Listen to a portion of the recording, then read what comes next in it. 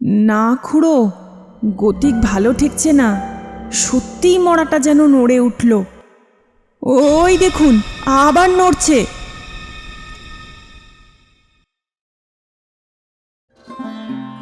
নমস্কার বন্ধুরা, আজকের গল্পের আসরে আপনাদেরকে স্বাগত জানাই।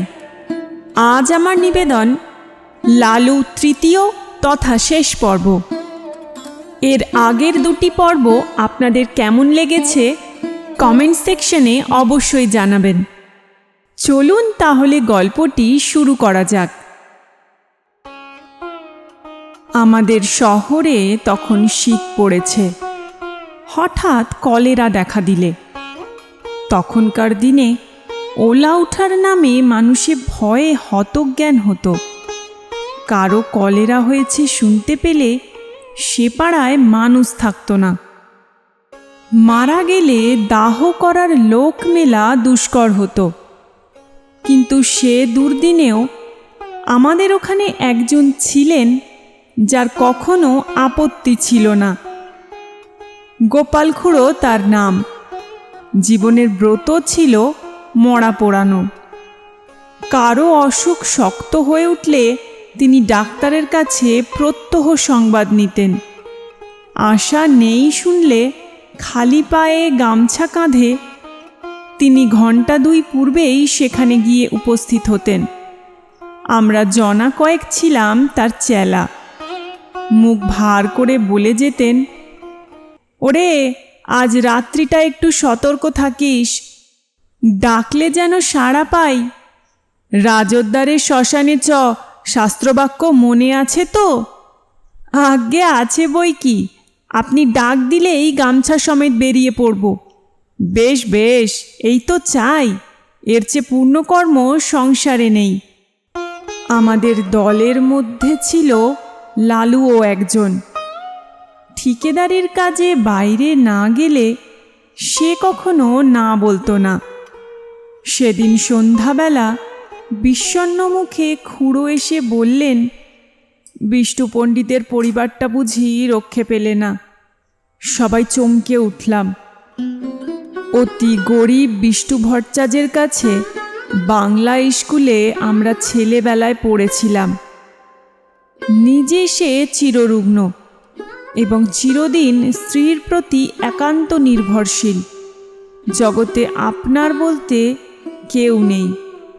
তার মতো নিরীহ অসহায় মানুষ সংসারে আমি দেখিনি।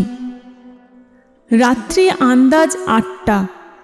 দড়ির খাটে বিছানা সমেত পণ্ডিত গৃহিণীকে আমরা ঘর থেকে উঠানে নামালাম। পণ্ডিত মশাই ফ্যাল ফ্যাল করে চেয়ে রইলেন।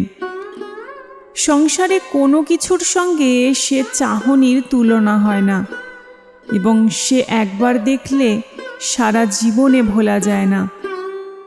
মৃতদেহ তোলবার সময় পণ্ডিত মশাই আস্তে আস্তে বললেন, আমি সঙ্গে না গেলে মুখাগ্নির কি হবে? কেউ কিছু বলবার আগে লালু বলে উঠল, ও কাজটা আমি করব পণ্ডিত মশাই। আপনি আমাদের গুরু, সেই সম্পর্কে উনি আমাদের মা। আমরা সবাই জানতাম শ্মশানে হেঁটে যাওয়া তার পক্ষে অসম্ভব। বাংলা স্কুল মিনিট ৫-এর পথ। হাঁপাতে হাঁপাতে সেটুকু আসতেও তার আধ ঘন্টার বেশি সময় লাগত। পণ্ডিত মশাই একটু চুপ করে থেকে বললেন, নিয়ে যাবার সময় ওর মাথায় একটু সিঁদুর পরিয়ে দিবিনে লালু? নিশ্চয় দেব পণ্ডিত মশাই, নিশ্চয় দেব। বলে এক লাফে সে ঘরে ঢুকে কৌটো বার করে আনলে এবং যত সিঁদুর ছিল সমস্তটা মাথায় ঢেলে দিলে। হরিবোল দিয়ে আমরা গৃহ হতে গৃহিণীর মৃতদেহ চিরদিনের মতো বার করে নিয়ে এলাম। পণ্ডিত মশাই খোলা দোরের চৌকাঠে হাত দিয়ে তেমনি চুপ করে দাঁড়িয়ে রইলেন। গঙ্গার তীরে শ্মশান অনেক দূর, প্রায় ক্রোশ ৩। সেখানে পৌঁছে যখন আমরা সব নামালাম তখন রাত 2টো। লালু খাট ছুঁয়ে মাটিতে পা ছড়িয়ে বসল। কেউ কেউ যেখানে সেখানে শ্রান্তিতে চিত হয়ে শুয়ে পড়ল। শুক্লা দ্বাদশীর পরিস্ফুট জ্যোৎস্নায় বালুময় বহুদূর বিস্তৃত শ্মশান অত্যন্ত জনহীন। গঙ্গার ওপার থেকে কনকনে উত্তরে হাওয়ায় জলে ঢেউ উঠেছে। তার কোনো কোনোটা লালুর পায়ের প্রায় নিচে পর্যন্ত আছাড় খেয়ে খেয়ে পড়ছে। শহর থেকে গরুর গাড়িতে পোড়াবার কাঠ আসে, কি জানি সে কতক্ষণে পৌঁছবে। আধক্রোশ দূরে পথের ধারে ডোমদের বাড়ি। আসার সময়ে আমরা তাদের হাঁক দিয়ে এসেছি, তাদের আসতেই বা না জানি কত দেরি। সহসা গঙ্গার ওপারে দিগন্তে একটা গাঢ় কালো মেঘ উঠে প্রবল উত্তরে হাওয়ায় হু হু করে সেটা এপারে ছুটে আসতে লাগল। গোপাল খুড়ো সভয় বললেন, লক্ষণ ভালো ঠেকছে না রে, বৃষ্টি হতে পারে। এই শীতে জলে ভিজলে আর রক্ষে থাকবে না। কাছে আশ্রয় কোথাও নেই, একটা বড় গাছ পর্যন্ত না। কতকটা দূরে ঠাকুরবাড়ির আমবাগানে মালীদের ঘর আছে বটে, কিন্তু অতখানি ছোটা তো সহজ নয়। দেখতে দেখতে আকাশ গেল ছেয়ে, চাঁদের আলো ডুবল অন্ধকারে। ওপার থেকে বৃষ্টিধারার শোঁ শোঁ শব্দ এলো কানে। ক্রমশ সেটা নিকটতর হয়ে উঠল। আগাম 2-10 ফোঁটা সকলেরই গায়ে এসে পড়ল তীরের মতো। কি করি ভাবতে ভাবতেই মুষলধারায় বৃষ্টি নেমে এলো। মরা রইল পড়ে। প্রাণ বাঁচাতে কে যে কোথায় ছুট দিলে তার ঠিক ঠিকানা নেই। জল থামলে ঘণ্টাখানেক পরে একে একে সবাই ফিরে এলাম। মেঘ গেছে কেটে, চাঁদের আলো ফুটেছে দিনের মতো। ইতিমধ্যে গরুর গাড়ি এসে পৌঁছেছে।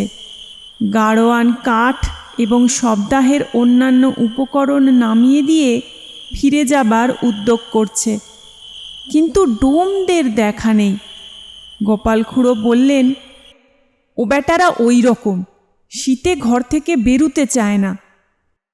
মণি বললে, কিন্তু লালু এখনো ফিরল না কেন? সে যে বলেছিল মুখে আগুন দেবে, ভয়ে বাড়ি পালালো না তো? খুড়ো লালুর উদ্দেশ্যে রাগ করে বললেন, ওটা ওই রকম। যদি এতই ভয়, মরা ছুঁয়ে বসতে গেলি কেন? আমি হলে বজ্রাঘাত হলেও মরা ছেড়ে যেতাম না। ছেড়ে গেলে কি হয় খুড়ো? কি হয়? কত কি শ্মশানভূমি কি না? শ্মশানে একলা বসে থাকতে আপনার ভয় করতো না? ভয় আমার? অন্তত 1000টা মরা পুড়িয়েছি, জানিস? এরপরে মণি আর কথা কইতে পারলে না, কারণ সত্যই খুড়োর গর্ব করা সাজে। শ্মশানে গোটা 2 কোদাল পড়েছিল। খুড়ো তার একটা তুলে নিয়ে বললেন, আমি চুলোটা কেটে ফেলি, তোরা হাতাহাতি করে কাঠগুলো নিচে নামিয়ে ফেল। খুড়ো চুলি কাটছেন, আমরা কাঠ নামিয়ে আনছি। নরু বললে, আচ্ছা, মড়াটা ফুলে যেন 2 গুণ হয়েছে না? খুড়ো কোনো দিকে না তাকিয়েই জবাব দিলেন, ফুলবে না, লেপ কাঁথা সব জলে ভিজেছে যে। কিন্তু তুলো জলে ভিজলে তো চুপসে ছোট হয়ে যাবে খুড়ো, ফুলবে না তো। খুড়ো রাগ করে উঠলেন, তোর ভারী বুদ্ধি, যা করছিস কর। কাঠ বহা প্রায় শেষ হয়ে এলো। নরুর দৃষ্টি ছিল বরাবর খাটের প্রতি। হঠাৎ সে থমকে দাঁড়িয়ে বললে, খুড়ো, মড়া যেন নড়ে উঠল।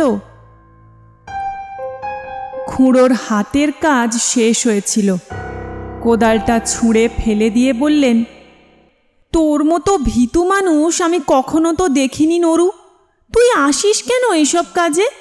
যা বাকি কাঠগুলো আন, আমি চিতাটা সাজিয়ে ফেলি, গাধা কোথাকার। আবার মিনিট 2 গেল। এবার মণি হঠাৎ চমকে উঠে 5-7 পা পিছিয়ে দাঁড়িয়ে সভয়ে বললে, না খুড়ো, গতিক ভালো ঠেকছে না, সত্যিই মড়াটা যেন নড়ে উঠল। খুড়ো এবারে হা হা করে হেসে বললেন, ছোঁড়ার দল, তোরা ভয় দেখাবি আমাকে যে 1000-এর ওপর মড়া পুড়িয়েছে তাকে? নরু বললে, ওই দেখুন আবার নড়ছে।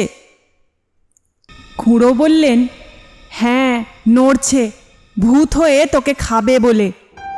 মুখের কথাটা তার শেষ হলো না, অকস্মাৎ লেপ কাঁথা জড়ানো মড়া হাঁটু গেড়ে খাটের ওপর বসে ভয়ঙ্কর বিশ্রী খোনা গলায় চেঁচিয়ে উঠল, না না, নরুকে না, গোপালকে খাবো। ওরে বাবা রে, আমরা সবাই মারলাম ঊর্ধ্বশ্বাসে দৌড়। গোপাল খুড়োর সুমুখে ছিল কাঠের স্তূপ। তিনি উপরের দিকে আমাদের পিছনে ছুটতে না পেরে ঝাঁপিয়ে গিয়ে পড়লেন গঙ্গার জলে। সেই কনকনে ঠান্ডা এক বুক জলে দাঁড়িয়ে চেঁচাতে লাগলেন, বাবা গো, গেছি গো, ভূতে খেয়ে ফেললে গো, রাম রাম রাম। এদিকে সেই ভূতও তখন মুখের ঢাকা ফেলে দিয়ে চেঁচাতে লাগলো, ওরে নির্মল, ওরে মণি, ওরে নরু, পালাস নে রে, আমি লালু, ফিরে আয়, ফিরে আয়। লালুর কণ্ঠস্বর আমাদের কানে পৌঁছল। নিজেদের নির্বুদ্ধিতায় অত্যন্ত লজ্জা পেয়ে সবাই ফিরে এলাম। গোপাল খুড়ো শীতে কাঁপতে কাঁপতে ডাঙায় উঠলেন। লালু তার পায়ের ধুলো নিয়ে সলজ্জে বললে, সবাই জলের ভয়ে পালালো, কিন্তু আমি মড়া ছেড়ে যেতে পারলাম না, তাই লেপের মধ্যে গিয়ে ঢুকে পড়েছিলাম। খুড়ো বললেন, বেশ করেছিলে বাবা, খাসা বুদ্ধি করেছিলে। এখন যাও, ভালো করে গঙ্গা মাটি মেখে চান করোগে। এমন শয়তান ছেলে আমি আমার জন্মে দেখিনি। তিনি কিন্তু মনে মনে তাকে ক্ষমা করলেন। বুঝলেন, এত বড় ভয়শূন্যতা তার পক্ষেও অসম্ভব। এই রাতে একাকী শ্মশানে কলেরার মড়া, কলেরার বিছানা, এসব সে গ্রাহ্যই করলে না। মুখে আগুন দেবার কথায় খুড়ো আপত্তি করলেন, না, সে হবে না। ওর মা শুনতে পেলে আর আমার মুখ দেখবেন না। শবদাহ সমাধা হলো। আমরা গঙ্গায় স্নান সেরে যখন বাড়ি ফিরলাম, তখন সেইমাত্র সূর্যোদয় হয়েছে। আজকের গল্প এখানেই শেষ। আশা করব গল্পটি আপনাদের ভালো লাগবে। ফিরে আসব আবার একটি নতুন গল্প নিয়ে। ভালো থাকবেন। নমস্কার।